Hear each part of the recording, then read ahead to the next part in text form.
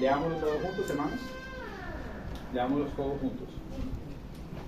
¿Qué capítulo, hermano, perdón? Capítulo 8.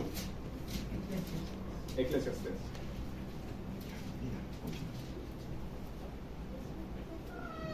Capítulo 8.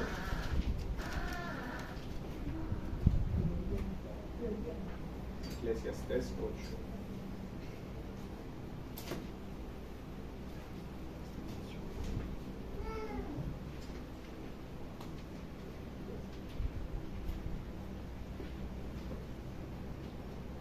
Amén. Amén.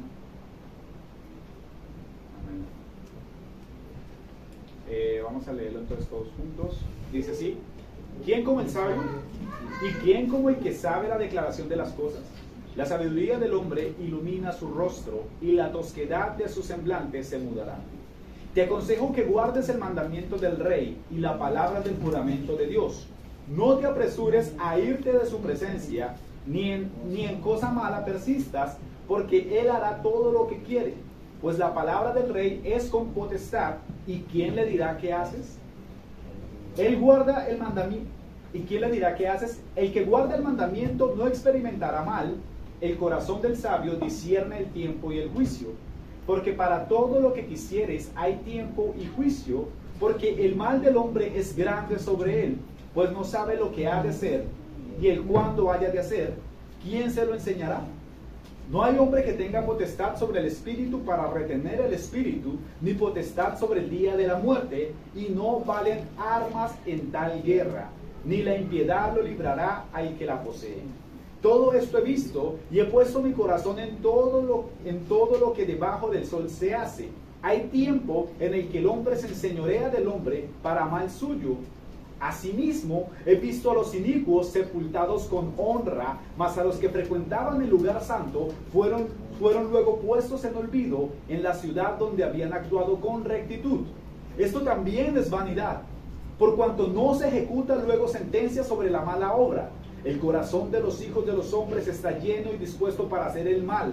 Aunque el pecador haga mal 100 veces y prolongue sus días, con todo, yo también sé que les irá bien a los que a Dios temen, los que temen ante su presencia, y que no le irá bien al impío, ni le serán prolongados los días que son como sombra, por cuanto no teme delante de la presencia de Dios. Hay vanidad que se hace sobre la tierra, que hay justos a quienes les sucede como si hicieran obras de impíos, y hay impíos a quienes acontece como si hicieran obras de justos. Digo que esto también es vanidad. Por tanto, alabé yo la alegría que no tiene el hombre bien debajo del sol, sino que coma y beba y se alegre, que esto es lo que quede de su trabajo los días de su vida que Dios le concede debajo del sol. Yo pues dediqué mi corazón a conocer sabiduría y a ver la faena que se hace sobre la tierra, porque hay quien ni de noche ni de día ve sueño en sus ojos. Y he aquí he visto todas las obras de Dios, que el hombre no puede alcanzar la obra que debajo del sol se hace. Por mucho que trabaje el hombre buscándola, no la hallará. Aunque diga el sabio que la conoce, no por eso podrá alcanzarla. Amén. Amor, hermanos, esto es un texto bastante hermoso, y el Señor hoy nos va a hablar muchas verdades. Oremos, hermanos. Que el Señor nos ayude. Padre amado, Señor, te damos muchas gracias por la bendición que nos da, Señor, de poder estudiar, Señor, tu palabra. Padre amado, Señor, yo te ruego que en esta mañana tú nos guíes a cada uno de nosotros, Señor, y tú nos des corazones llenos de mansedumbre para recibir tu palabra y tu consejo. Y también, Señor, te ruego y te suplico que me ayudes a mí, Señor, a poder exponer este texto, Padre. Todos nosotros, Señor, tenemos una enorme necesidad de ti, Señor. Y es precisamente esa necesidad la que nos lleva a estar aquí hoy en este lugar, reconociéndote como el soberano y dueño de toda nuestra vida. Tú estás allí, Señor, en tu trono, Señor, y te complaces en aquellos que te buscan. Hoy, Señor, tu pueblo te busca. Hoy esta pequeña iglesia local, Señor, está aquí reunida para tu gloria, Señor. Se ha alabado tu nombre, Señor, aquí, Señor. Exalta, Señor, tu nombre, Señor, en medio de esta congregación. Bendice tu palabra, Señor. En Cristo Jesús. Amén.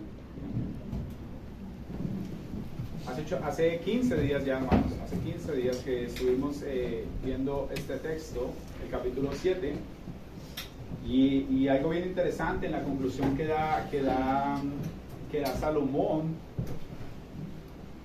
Y son cosas, hermanos, que en muchas iglesias, hermanos, tal vez nunca van a ser enseñadas, cosas como las que enseña este libro de Eclesiastés.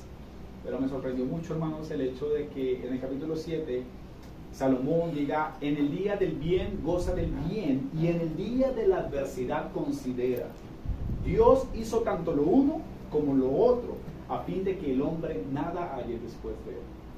Y es algo muy fuerte, hermanos, porque por lo general siempre se nos enseña mucho acerca de que Satanás, de que Satanás nos está golpeando, que hay que luchar, que hay que hacer lo otro. Pero nos damos cuenta, hermanos, por estos textos, de que el Señor en muchas ocasiones permite mucho bien en nosotros, y que también en muchas otras ocasiones el Señor también permite que padezcamos. Y en su inmensa y santa sabiduría y su santa voluntad y todo lo que el Señor hace que es bueno, el Señor lo permite para su gloria. Para su gloria. Y son cosas que a veces son difíciles de comprender, hermanos. Difíciles de comprender. Dice el verso número 1: ¿quién como el sabio? ¿Y quién como el que sabe la declaración de las cosas? La sabiduría del hombre ilumina su rostro. Este es el punto número 1, hermanos. Lo he titulado como actuar con prudencia. Actuar con prudencia. La sabiduría, el ser sabio, no tiene comparación. Si bien Salomón ha dicho en textos anteriores que tanto el sabio como el necio han de morir y han de ser sepultados y ha de caer tierra sobre sus cuerpos, Salomón llega a la conclusión de que ha vivido sabiamente y ha dicho: bueno, al final también voy a morir si vivo sabiamente, y si vivo con locura también he de morir, pero para que sepan, dice él, he experimentado los dos caminos y creo que no hay cosa mejor que vivir sabiamente, a pesar de que los sabios también se mueren. Y él dice aquí en este texto que no hay nadie como el sabio, ¿sí? No tiene comparación. ¿Por qué? Porque la sabiduría nos lleva a dar buenas respuestas a las cosas y nos ayuda a reaccionar de buena forma ante todas las situaciones que se presentan en la vida. Lamentablemente, hermanos, la sabiduría nunca llega con prisa.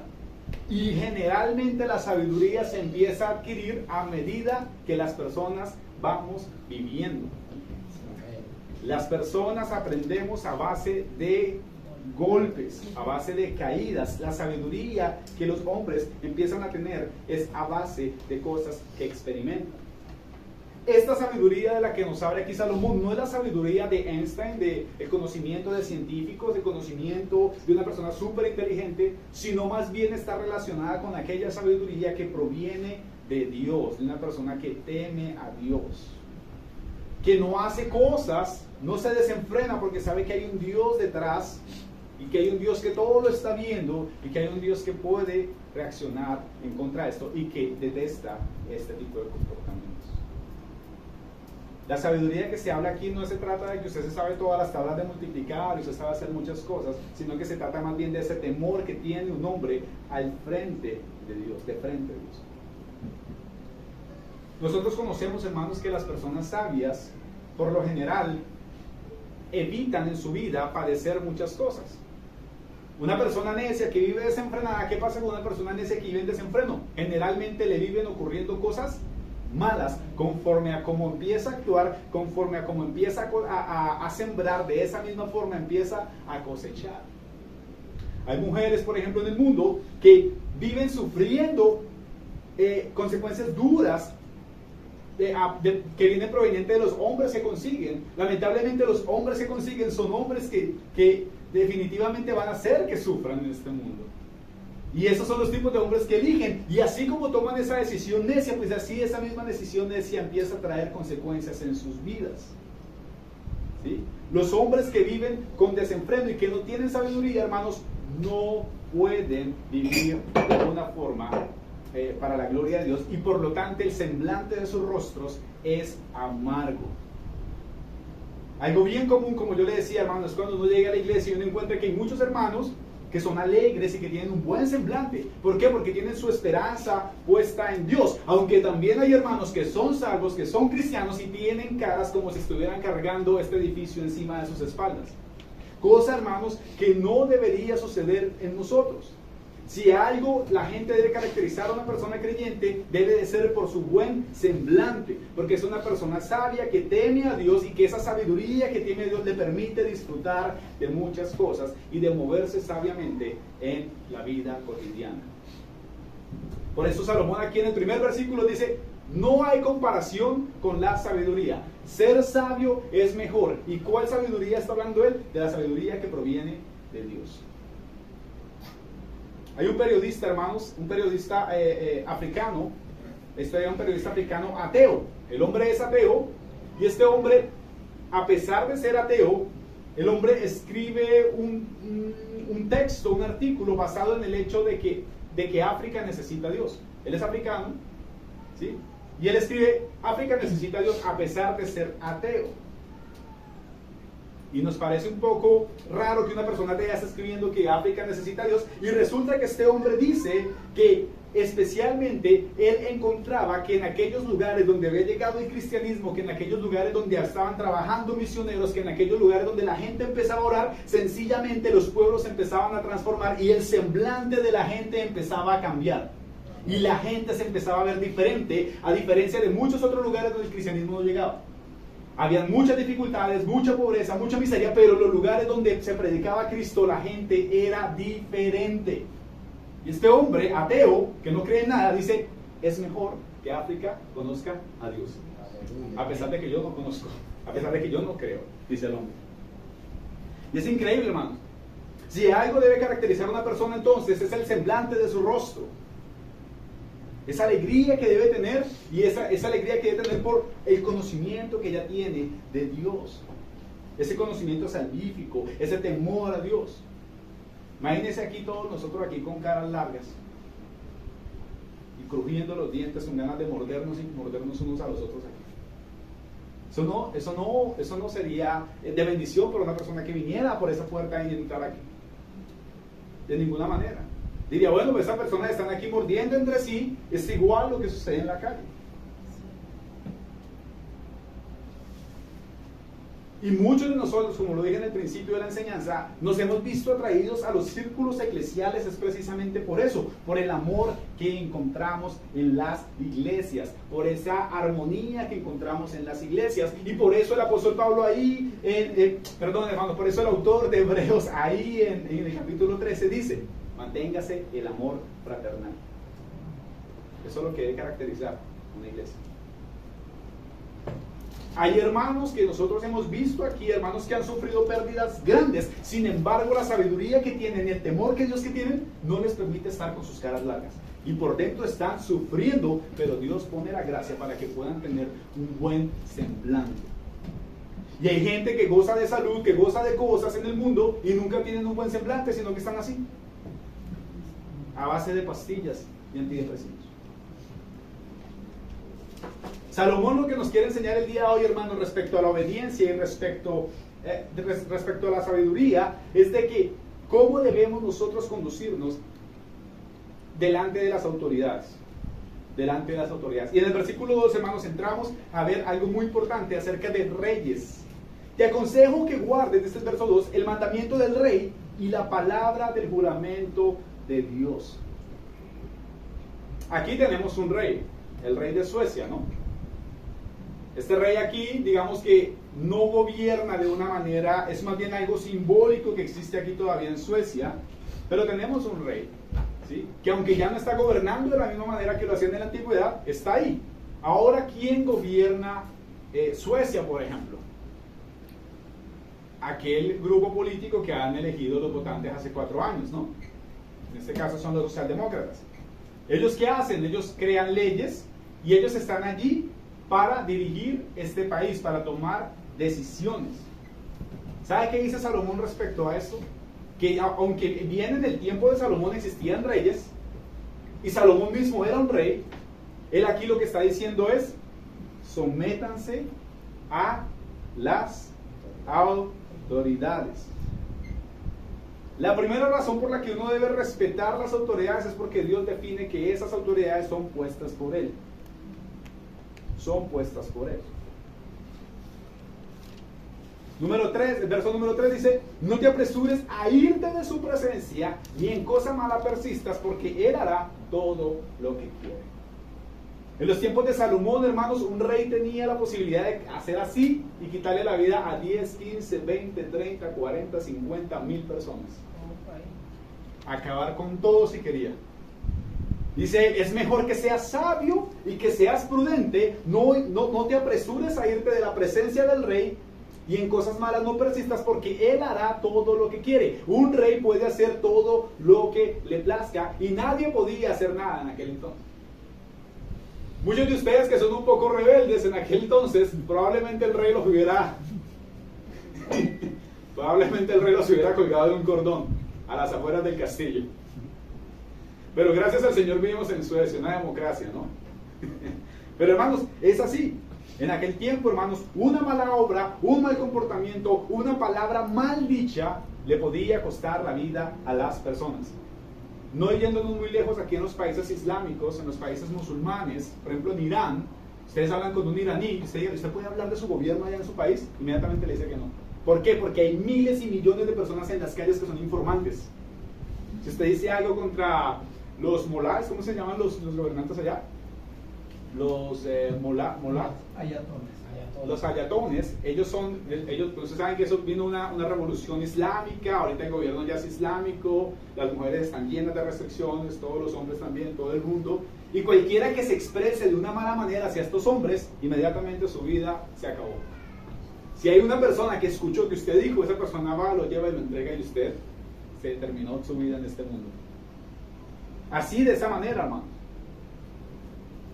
Mira lo que dice el apóstol Pablo en Romanos: sométase toda persona a las autoridades superiores, porque no hay autoridad sino de parte de Dios, y las que hay por Dios han sido establecidas. Y algo bien curioso, hermanos, porque ¿quién mató a Pablo? La misma autoridad que le está diciendo aquí que tienen que someter a los cristianos. ¿Quién mató a Pablo? Los mismos hombres que lo mataron a él, y a los cuales él está pidiendo a los hermanos ahí: oye, no se pongan de rebeldes, más bien sométanse a toda persona a las autoridades superiores, porque no hay autoridad sino de parte de Dios, y las que hay por Dios han sido establecidas. Ahora, aquí hay un punto muy importante que toca dejar en claro y partirnos de una vez aquí, porque no es que nosotros vayamos a obedecer todo lo que mandan los políticos o todo lo que manda aquel gobierno de manera ciega. ¿Hasta qué punto se puede obedecer a unos políticos, a un grupo de políticos o mandatarios? ¿Hasta qué punto? Hasta el punto que estos no sobrepasen la barrera de las cosas que Dios ha establecido. Cuando un político intenta hacer esto y salta por la barda, inmediatamente todo el pueblo de Dios está en la obligación de hacer defensa de la verdad. Es decir, por ejemplo, yo veo, ahorita que están en esto de las elecciones, y uno ve tanta cosa por aquí de la política, que bueno, en cierta manera es mucho más moderado que en nuestros países. Claro, ¿qué le interesa a un político? Ganar votos, ¿no? Entonces, no, mire, yo cuido a los animales, no, mire, yo quiero comer más vegetales, no carnes, porque las carnes son malas, no, yo quiero aceptar a todos, todo es amor, no, yo quiero matrimonio igualitario, no, yo quiero el género, hay millones de géneros, niños, hay miles de géneros, vengan a los géneros. Y todo esto con el fin de ¿qué? De atraer masas,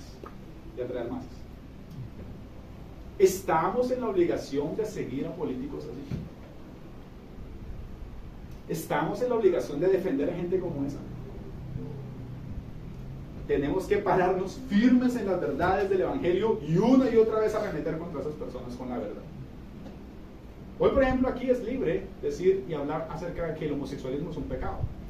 Y aquí, pero en unos años probablemente sea ilegal decir esas palabras. Ser homosexual es pecaminoso, es pecado. Dios aborrece eso y Dios castiga ese pecado. Es probable que en unos años ya no lo podamos decir aquí. ¿Será que por esa razón entonces tendremos que dejarlo de decir? No, tenemos que decirlo, aunque eso nos haga terminar allí guardados en una prisión. ¿Por qué? Porque la verdad de Dios está por encima de esa autoridad que se ha corrompido.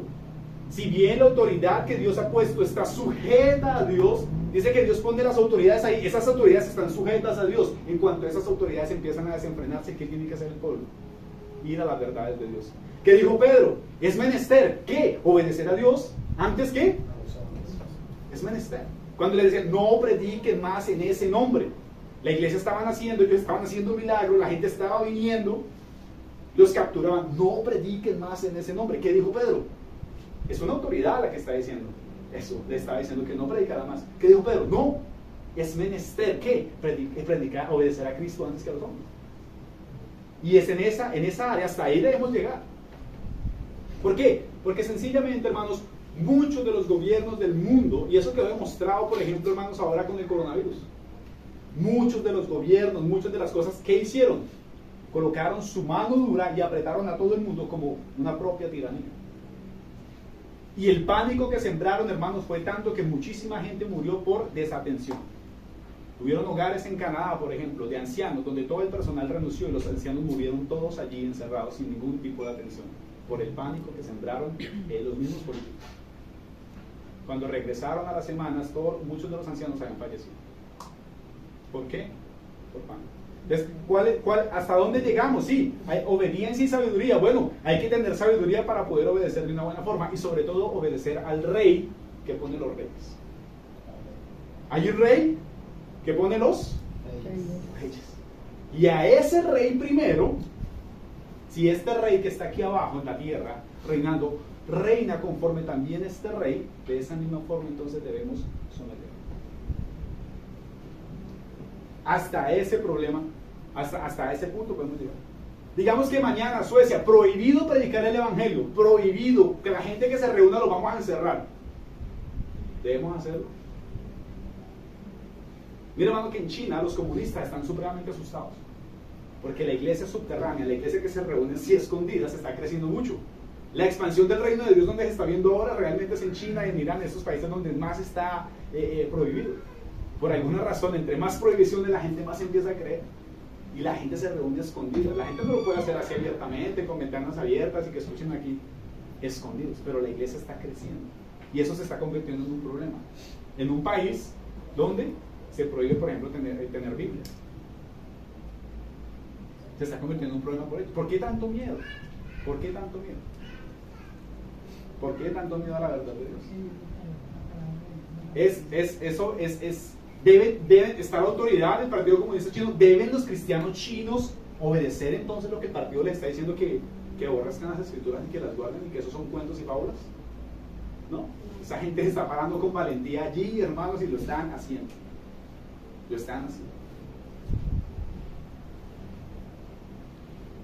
Y aunque no parezca así, hermanos, y aunque no parezca a veces real, porque a veces, por ejemplo, nosotros encontramos gente que dice, yo hago todo bien, yo trato de hacer todo bien y nada me sale como yo quiero. Y mire, fulano de tal hizo trampa, mire, fulano de tal fue y mintió en migración y ese sí le salió, mire, fulano de tal dijo mentira en el trabajo, a ese sí le salió el trabajo, a mí no me salió, y yo que ando con la verdad. Y yo que vengo verdaderamente con un balazo en el estómago y no me dieron el asilo, pero aquel que se inventó la historia sí le dieron, y la gente dice, bueno, yo estoy obrando bien, pero todo me sale mal. Y eso pasa en este mundo, lamentablemente. Pero generalmente, hermanos, la obediencia trae bendición. Ser obediente trae bendición. Y más adelante lo vamos a ver, que Salomón nos lo va a recalcar en unos versículos más adelante. Generalmente, cuando la persona se conduce en obediencia, padece menos dolores de cabeza.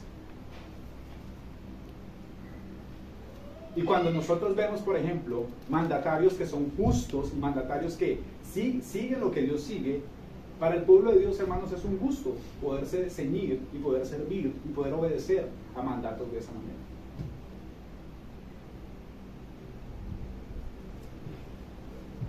Pero esta obediencia que nosotros estamos viendo aquí en la Escritura no es solamente para someternos, por ejemplo, a los mandatarios, a los reyes o a los gobiernos.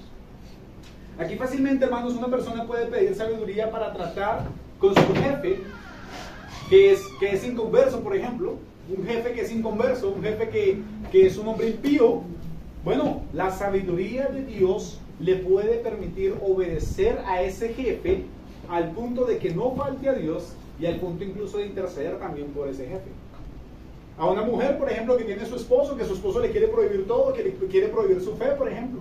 Bueno, Dios le va a dar la gracia y la sabiduría a esa mujer, a ese hombre, para que obedecer a su esposo o a su esposa hasta el punto que éste no le permita bloquear su contacto con Dios. O sea, no solamente aplica esta obediencia a simplemente hechos de gobierno, de reyes, no, aplica para muchas cosas. En el trabajo. No, yo tengo una profesora y la profesora enseña ideología de género, pero yo soy un joven cristiano y yo no creo en eso. Bueno, pídale al Señor la sabiduría para que usted pueda tratar con esa persona y ser tal vez obediente hasta el punto donde la Escritura se lo permite a usted. Esta es la sabiduría que nos está enseñando aquí el día de hoy la Escritura. Porque mire según Romanos 13, que dice que debemos someternos a toda autoridad, ¿sí? Romanos 13 dice, sométanse a toda la autoridad. Pero miren lo que dice Romanos 13:3. Porque los magistrados no están para infundir temor al que hace el bien, sino al malo. Al malo. ¿Para qué fueron creadas las leyes? Para la gente que las quiebra. Para los transgresores. Si usted está haciendo las cosas bien, ¿usted por qué va a temer de las leyes? Usted está haciendo lo que es bien, ¿no? Lamentablemente, ¿qué encontramos generalmente en los gobiernos de este mundo? Pues que las leyes están hechas para los más débiles, para los que no tienen cómo defenderse. Y todas las leyes y todos son creados más bien, y todos los bandidos y criminales pasan por alto las leyes. Es decir, que tenemos magistrados, tenemos jueces que no protegen a los desvalidos, sino que al contrario se van en contra de ellos, se van en contra de los que hacen el bien. Pero mire, a ese tipo de gobiernos, hermanos, no estamos obligados a someternos. Mire lo que dice Romanos 13, porque los magistrados no están para infundir temor al que hace el bien, sino al malo. Al malo. Y el Señor Jesús se había enfrentado a un asunto muy similar. Recordemos que en la época de nuestro Señor Jesús habían sido invadidos por Roma. ¿Qué hacían los romanos? Establecían estas personas que cobraban impuestos. Mateo, no Mateito que está aquí, Mateo es chévere, pero Mateo, que se le conocía como Leví, ¿qué era él? Un publicano, que había traicionado a sus propios compatriotas judíos y estaba empezando a cobrar impuestos a los judíos. Y los impuestos, hermanos, a nadie le gustan los impuestos. Bueno, a los únicos que les gustan los impuestos son a los que viven de ellos, a los políticos. Pero los impuestos en aquel entonces era un desorden. Un hombre podía llegar a cobrar impuestos súper elevados a una persona porque sí. Cuando vimos la historia de Mateo, cuando vimos la vida de Mateo, nosotros vimos que Mateo pertenecía a un grupo de publicanos que cobraban unos impuestos que estaban detrás de ellos, habían unos más grandes, como Saqueo, por ejemplo. ¿Sí? Y esta gente podía llegar al punto de abusar de una manera horrible de los judíos. Y los judíos, por eso estaban los celotes, que querían acabar y eliminar a todos esos publicanos y matarlos. Porque por el abuso que estaban ocurriendo con la gente. Imagínese usted trabajar su tierra, trabajar su campo y que venga una persona y le diga el 70% de esta producción es en impuestos. Y se queda aguantando hambre. ¿Usted le parece eso justo?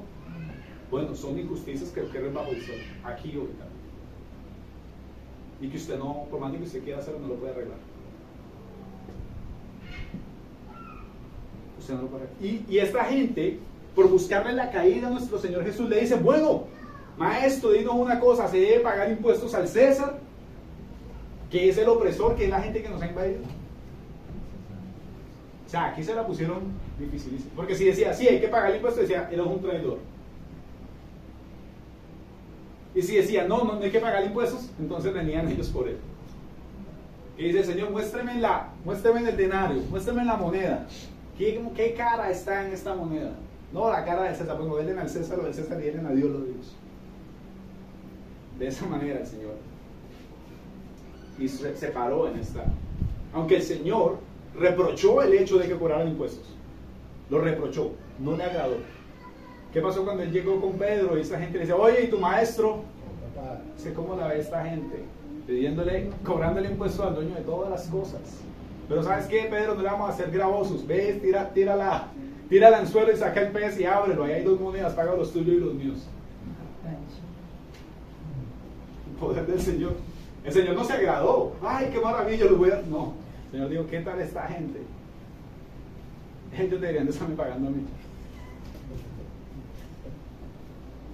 Número 2, hermanos, debemos aceptar con mansedumbre que si bien debemos obedecer hasta cierto punto, hermanos, cuando las cosas se hagan también conforme a Dios, y que si bien, hermanos, hay demasiada injusticia en este mundo y demasiadas cosas que pasan que no podemos cambiar, debemos aceptar con mansedumbre que muchas de esas cosas no se pueden cambiar.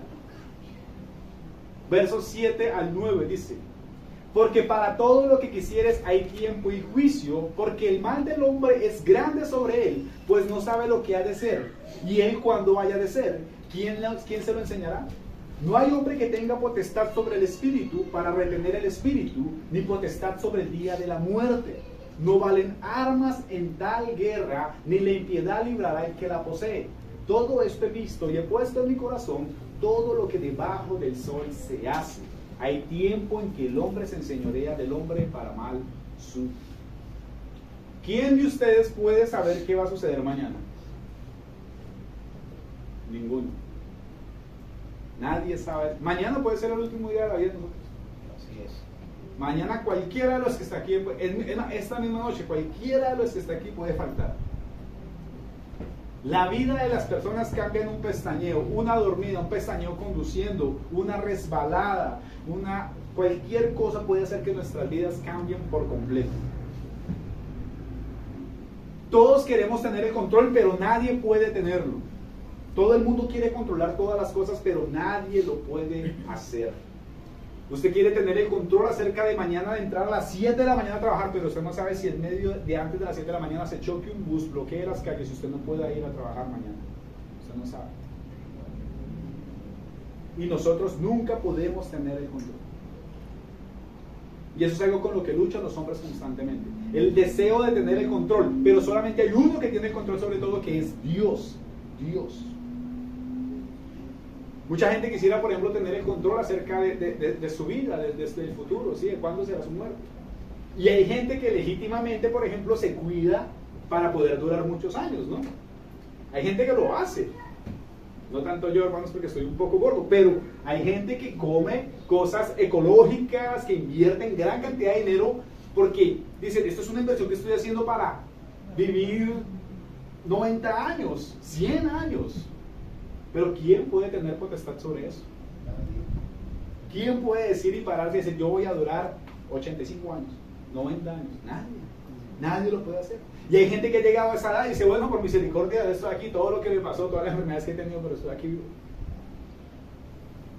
Hermano, algo que usted no puede cambiar, y la cita que a todo el mundo nos espera desde que nacemos, hay una cita ya programada. Ya hicimos Bucatit. Y es de que esa cita con la muerte ya está ahí en el tablero apuntada. Daniel nació el 25 de septiembre del 89 y va a morir. Ya la fecha de nuestra muerte está escrita. Y eso no va a cambiar. No importa cuán poderoso sea, no importa cuán adivino sea, no importa cuánto poder tengas, no importa cuántas cosas puedas hacer, tu día está escrito y vendrá. Mira lo que dice el texto. No hay hombre que tenga potestad sobre el espíritu ni retener el espíritu. Es decir, no hay hombre que pueda mantenerse vivo todo el tiempo que él quiera. Él no tiene potestad ni siquiera el día de su muerte. Pero ¿cuál es la esperanza del cristiano? Que esa vida en este mundo sí se terminará, pero nos espera una vida eterna junto a Dios. Mientras que el impío también le espera una vida eterna, pero una vida eterna llena de la ira de Dios sobre él. Todos moriremos, y eso es verdad. Unos gozaremos eternamente y otros serán atormentados eternamente. Y esa es la gran diferencia entre unos y los otros. Pero mientras todo esto sucede, hermanos, debemos aprender a disfrutar las bendiciones que Dios nos da en este mundo para vivir. y aún en medio de todas las injusticias. Mira lo que dice el verso 10, hermanos, algo muy profundo. Asimismo he visto a los inicuos sepultados con honra, mas a los que frecuentaban el lugar santo fueron luego puestos en olvido en la ciudad donde habían actuado con rectitud. Esto también es vanidad. Hay un dicho colombiano, bueno, no sé, yo creo que en todos los países latinoamericanos, que dice: no hay finado malo. ¿Han escuchado ustedes ese dicho? No hay finado malo. Todo difunto es bueno. Los velorios.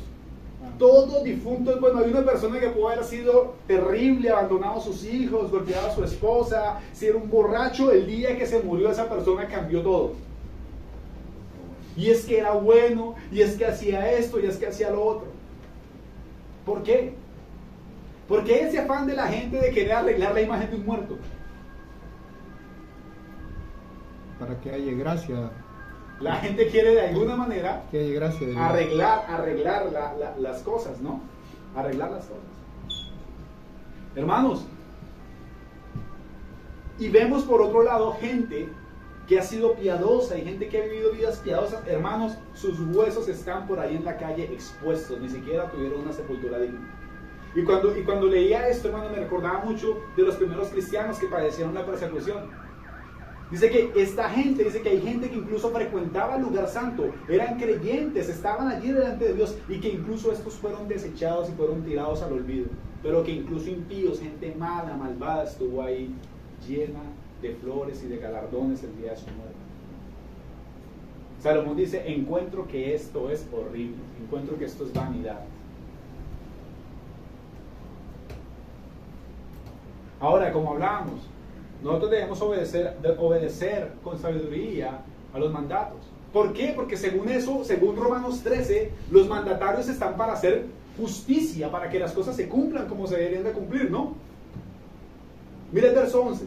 Por cuanto no se ejecuta luego sentencia sobre la mala obra, el corazón de los hijos de los hombres está en ellos dispuesto para hacer el mal.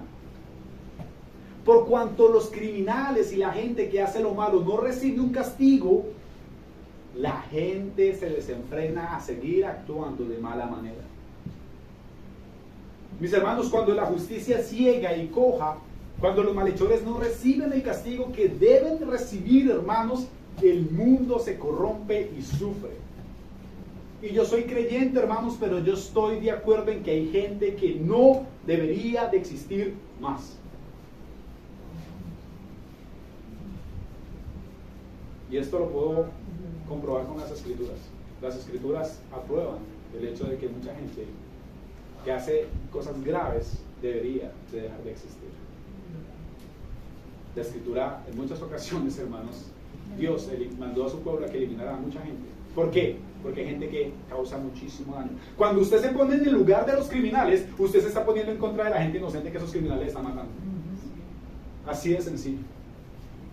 Hermanos, Suecia, 2 años, un homicidio se paga, con buenos estudios y buen comportamiento. ¿Qué siente la familia de la persona que perdió su vida a manos de un criminal, viendo al criminal 2 años en la calle ahí fumando y caminando tranquilo? ¿Cómo se decía? ¿Es eso justo? Le pregunto a usted. Piensa en su hijo, que sea su hijo, su hija la que se lo maten y usted en 2 años ver a la persona que lo mató en la calle. ¿Es justo eso? Lamentablemente eso estamos viendo. Miren lo que dice el verso 11 con tal sabiduría, hermanos, de la Escritura de Dios. Por cuanto no se ejecuta luego sentencia sobre la mala obra, el corazón de los hijos de los hombres está en ellos dispuesto para hacer el mal. Cuando la gente no se castiga por las cosas malas que hace, la gente se desenfrena y la sociedad se corrompe, como lo que vemos hoy en día. ¿Para qué está un juez, por ejemplo? ¿Cuál es el trabajo de un juez? ¿Para qué está un juez? Para hacer justicia, ¿no? Para hacer justicia. Pero eso no es lo que sucede en el mundo. A veces vemos gente que hace lo justo y es castigada como si hicieran cosas de malhechores.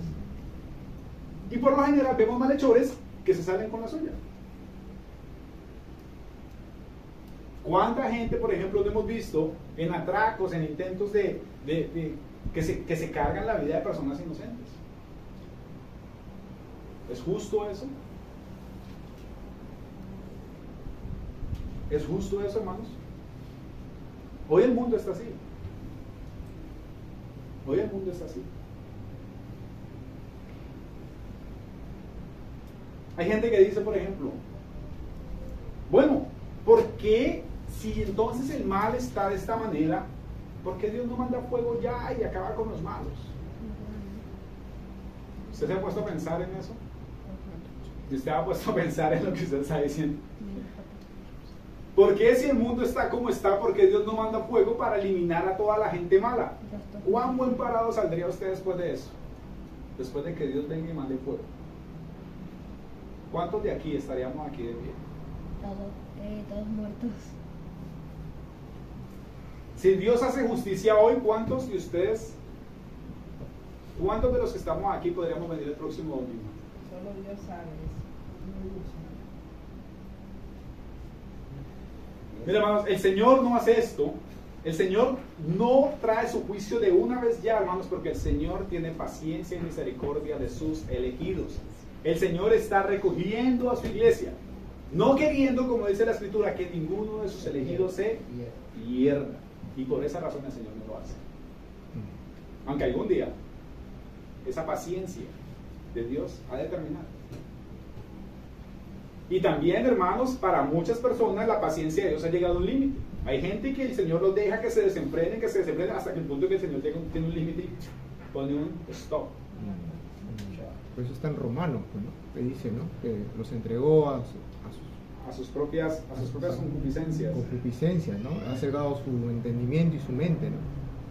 Hasta la paciencia de Dios tiene un límite. Mira el verso 12, hermanos. Verso 12 y 13 dice: aunque el pecador haga mal 100 veces y prolongue sus días, con todo yo también sé que les irá bien a los que a Dios temen, los que temen ante su presencia. Y que no le irá bien al impío, ni le serán prolongados los días que son como sombra, por cuanto no teme delante de la presencia de Dios.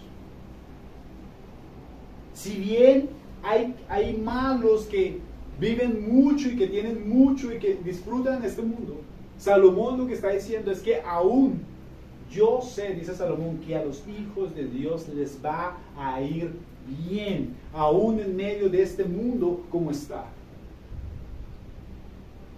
Los criminales han de recibir su castigo algún día, eso es lo que le está diciendo. Los impíos, los inicuos, los que aborrecen a Dios, los que aborrecen la creación de Dios, algún día han de recibir su castigo. Y esa es la promesa que tenemos nosotros los creyentes. Al final, los justos, mire, aunque usted muchas veces diga, yo obedezco, yo hago cosas, pero todo me sale mal, mire, hermano, usted que está aquí, algún día usted obtendrá su recompensa y los impíos recibirán su juicio. Algún día usted, si usted es obediente, si usted obedece a Dios, algún día, aunque usted no lo vea aquí en este mundo, algún día usted será recompensado por Dios. Y los impíos recibirán su juicio. La vida no termina en el final del túnel, la vida no termina en la luz, allá que ve la gente cuando dice que está viendo el túnel, la luz. No, la vida termina en un estrado judicial. La vida termina ahí enfrente de Cristo y siendo juzgado por Él, cuando Él juzgue a su pueblo. Cada persona viene a este mundo una vez, vive una vez y luego es enfrentado ante el tribunal de Cristo. Allí donde todos los hombres serán juzgados. Todo el mundo recibirá el pago de sus obras. Si esto no es así, y si entonces no hay un castigo para los malhechores, vivir en este mundo no tiene ningún tipo de sentido. Póngase a pensar esto, porque hay sectas que niegan el infierno. Lamentablemente esa gente no sabe que nuestro Señor Jesucristo fue una persona que habló mucho más del infierno que cualquier otro. Si el infierno no existe y no hay un castigo para la gente impía que hace mal en este mundo, vivir aquí, hermanos, es pesado y malo entonces. Si los criminales no van a recibir un castigo, estar aquí, como dice el hermano Alex, es bobería. Los impíos van a padecer y van a pagar. Porque si no, Dios no sería justo. Tiene que haber justicia. Tiene que haber justicia. Verso 14 dice, hay vanidad que se hace sobre la tierra, que hay justos a quienes sucede como si hicieran obras de impíos, y hay impíos a quienes acontece como si hicieran obras de justos. Digo que esto también es vanidad. El Señor, hermanos, por alguna razón que no podemos comprender, en muchas ocasiones permite que los malvados disfruten un rato. Dejemos que se desenfrenen más. Dios les espera. Y una vez sean alcanzados por la justicia de Dios, recibirán su pago. Por eso la idea, hermanos, de que no hay un castigo no puede ser compatible con el cristianismo. Nosotros vivimos una vida aquí esperando una recompensa eterna. Esas personas viven una vida aquí para ellos y esperan un castigo eterno. Es ofensivo la idea de pensar que los criminales se vayan a salir con la suya y de que una persona que hizo tanto daño en este mundo sin arrepentimiento y endurecido muere, no ha de recibir lo que Dios tiene preparado para él. Hay una recompensa, hay un castigo, y eso lo tenemos que tener claro. Pero aún en medio de todas estas cosas, aún en medio de este mundo injusto, como dijo Salomón en capítulos anteriores, mire, ¿sabe qué? Hay tantas cosas torcidas que es imposible que usted las pueda enderezar todas. No las va a poder enderezar. Hay tantas cosas corrompidas en este mundo que no se van a poder enderezar. Por eso el texto de hace 15 días dijo, en el día del bien goza del bien, y en el día de la adversidad considera, porque Dios ha hecho lo uno y ha hecho también lo otro. Hay cosas en este mundo que están torcidas porque Dios quiere que estén de esa manera, y punto. ¿Y quiere saber por qué?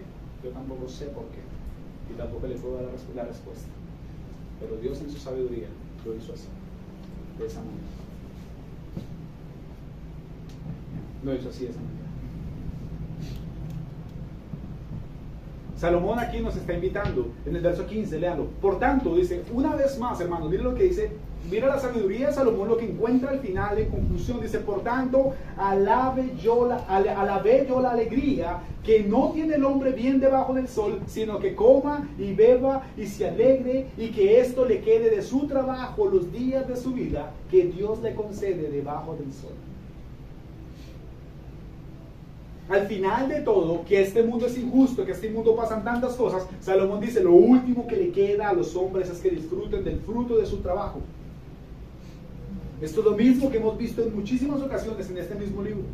La invitación de que los hombres lo único que queda es esto, poder disfrutar del bien de Dios, poder disfrutar de las bendiciones que Dios les da. Aunque el mundo esté torcido, aunque hayan injusticias, aunque haya gente que obre como justos y reciban pago de impíos, y aunque hayan impíos que operan impíamente y reciben pago de justos, aún en medio de este mundo usted gócese en la bendición que Dios le da. Disfrute del trabajo, disfrute de las cosas que Dios le da, en el temor de Él. Aún en medio de este mundo de injusticia. En pocas palabras, lo que está diciendo Salomón aquí es, aunque usted vea que este mundo se está cayendo a pedazos, confíe en Dios y descanse en Dios. Y eso es una paz, hermanos, que muy pocas personas pueden experimentar.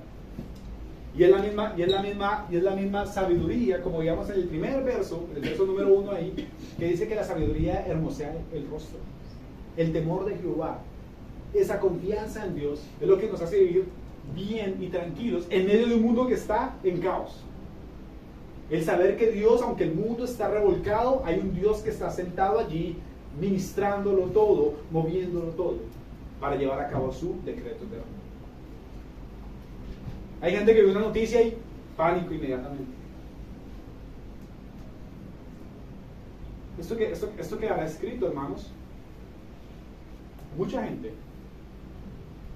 especialmente aquí en Suecia, dejaron de ir a las iglesias a congregarse, pero siguieron yendo a sus trabajos de trabajo. Mucha gente que tuvo miedo de venir a orar a Dios y no tuvo miedo de ir a trabajar.